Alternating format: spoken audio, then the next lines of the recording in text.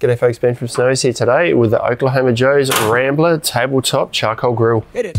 The Rambler's a really durably built griller with all the features of the larger grills made at a much more compact size, so you get all the features of smoking and grilling in your campsite. Now, while this isn't going to suit everyone for camping, it is a reasonable size, so you're going to need a bit of space in your vehicle, and it doesn't pack down any smaller than we've got here, but it's still manageable to get into a car.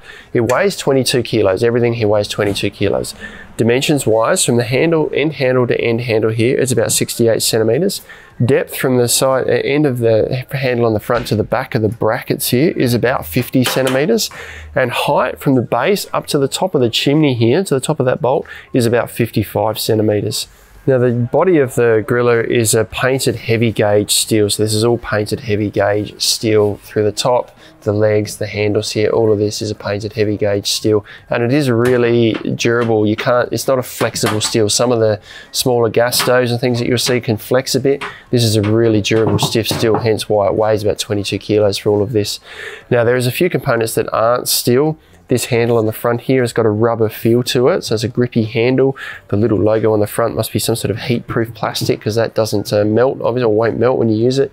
And then the caps on top of the legs here, just to stop water and stuff getting in, these must be a heat-proof type of plastic, as well as one of them on the top and also on the bottom. Now, in terms of features, and we'll come around to the front last, so we'll start on this side here. We've got the metal handle here, nice durable metal handle attached to the legs, and this is a vent on the side here, which we can control airflow inside the unit. So this works with the chimney stack on top that I'll show you shortly. That just slides easily back and forward. On the back, not much to see. These little sort of things here are to stop the lid from falling back too far. So if I kind of open this up, hopefully you can see that the lid just rests on those hinges there, stops it going all the way back. Nothing else to see on the back there.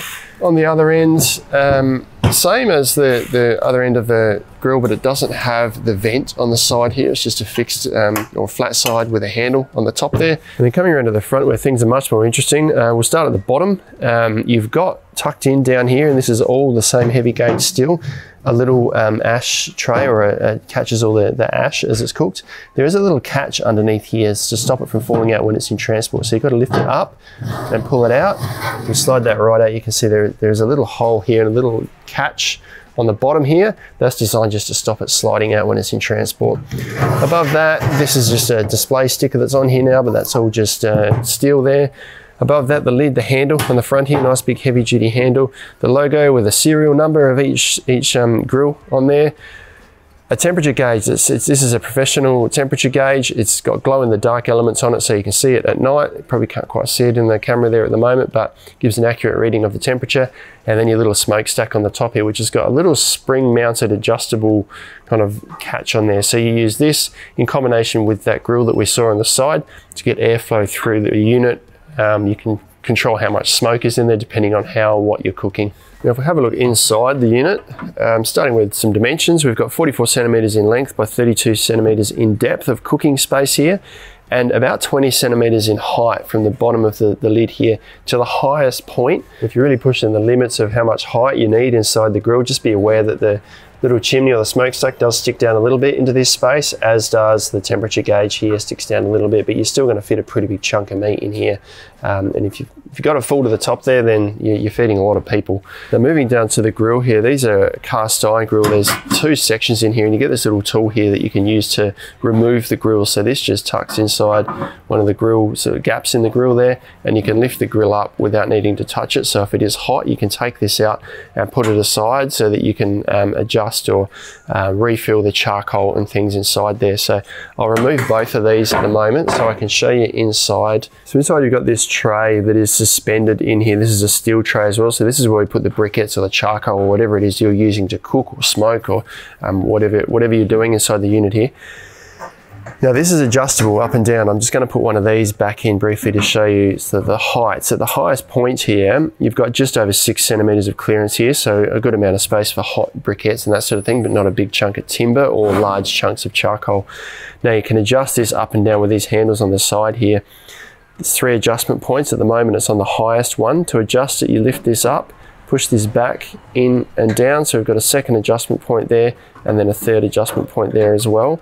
If we do that on the other side, that then gives us just over 15 centimeters of clearance from the grill to, the tray on the bottom to the grill here. So if you're cooking slow and you need to distance the heat away from the meat, you can drop it right down there. Or if you need to put you want bigger chunks of meat in there, or a larger bit of timber to cook on, you've got that space to put that in there as well.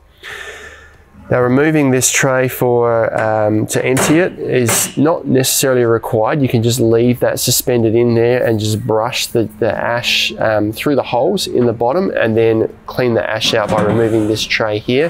But this is still pretty easily removed. It's just suspended in the ends there. So if you did, for whatever reason, want to remove it, you can take this out. It's just hooked in with the holes on the end there. That, if you can see in here, there's just hooks on the handles there. So really easy to put in and out. And then what we see underneath that is the ash tray down here that we can take out and empty the ash once it's all burnt. Now, while we're inside, it's probably a good opportunity to show you the vents on the side here. If I just open and close this from the outside, you can see you can adjust the airflow here. So if you're cooking slowly, restrict that airflow so you get more smoke inside, or if you just want a really roaring sort of fire, open it right up. So if you're just using it to barbecue, you can open that vent right up to allow the oxygen flow to come through, get some flames and things going, and barbecue on top here. But if you're smoking, you can close that vent up and then control how much airflow goes through and how much smoke is kind of contained inside through this vent at the top here, as well as the chimney stack at the top there as well. So lots of control for various types of cooking, whether you're barbecuing with just the meat on top of an open sort of fire, or you're slow cooking a roast or any type of meat by having this fire or this heat down low, not too much heat, and just having the meat sitting on top here, cooking slowly. You can also sort of segment it, just put the heat on one side here, so you've got less heat over there. So between where you can put the meat, the space you've got to work with, and the airflow, lots of ways to cook, and you can play around with all sorts of different methods there too. Obviously, this airflow, controlling this through here, opening this up is going to help you control the temperature as well. If you've got this open, more and more heat's escaping, this temperature is going to go down. If you close it up, it's going to get hotter, but you're probably also going to get more smoke. So you have to just play around. It's not something you get right first time. You do get a bit of a guide with the Rambler when you buy it, so that you can get started pretty easily, but it is a bit of a trial and error thing. So if you love the taste of that smoky cooked meats or even vegetables, whatever you prefer, the Oklahoma Joe's Rambler is a much more compact smoker or grill that you can take camping if you've got the space to transport it. Put it in your caravan or in the back of your dual cab, or really ideal for the backyard. Not going to take up a lot of space, can sit on a tabletop somewhere. Great for a Christmas roast in particular, or just a family get together. You can check these out online at snowies.com.au, where you find them at our lowest prices every day. But if you do have any questions, let us know down in the comments below. Subscribe to our channel for all of the latest and greatest information, or check out some other cool cookers or grills like these ones down here.